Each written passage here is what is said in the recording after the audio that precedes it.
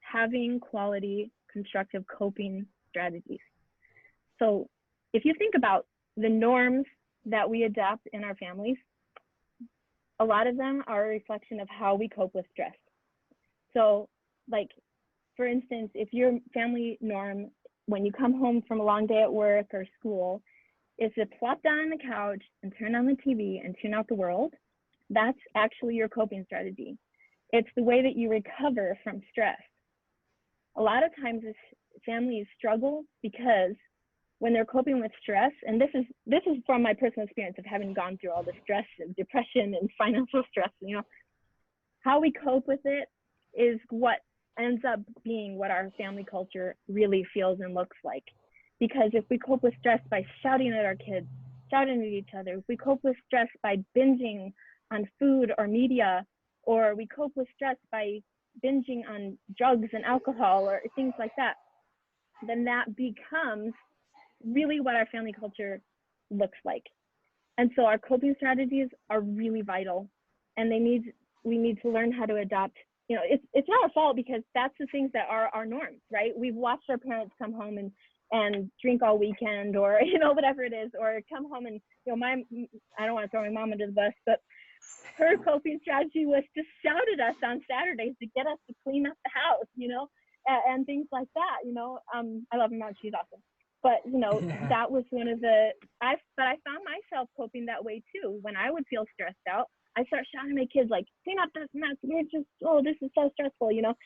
And then actually depression and anxiety became our coping strategy while we were struggling, because we thought withdrawing would, I don't know, solve something for us or give us that recovery that we needed.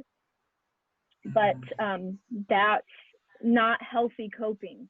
A lot of times we adopt these destructive coping mechanisms that don't solve anything, and it deteriorates our relationships and our health. And so constructive coping strategies, like channeling your energy towards a creative outlet, or exercise, or self-care, also establishing clear, true boundaries is another way to cope well with the struggles that we deal with. You know, like, I think that if I'd learned how to say no more to some things, then I would have been able to have more confidence and less, you know, resentment about people who wanted more from me or something, or from my kids who always want. And it's like, nope, I need to set a boundary here that mom's done at a certain time, you know. And so those coping mechanisms, those coping strategies that involve being constructive, self-care, and recovery, and also boundaries are vital for the maintenance of our family culture. Because when we revert to things that are destructive, that deteriorates our relationships and our health, and soon your family culture is back to being in default rather than being designed and intentional. So yeah, so those were the 6 things that make up the family culture: vehicle, destination, GPS, compass, and then maintenance. Oh, I forgot the last one. Maintenance, maintenance is the meetings and the coping strategies. So those are 6.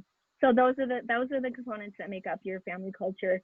And the other important component is trust, because when we are using fear tactics, then that deteriorates our family culture as well. When you have trust, then you're willing and able to put these systems into place in a constructive way rather than in a manipulative way. And so when you're working towards having that kind of trust rather than enforcing it based on fear or manipulation, then your family will thrive.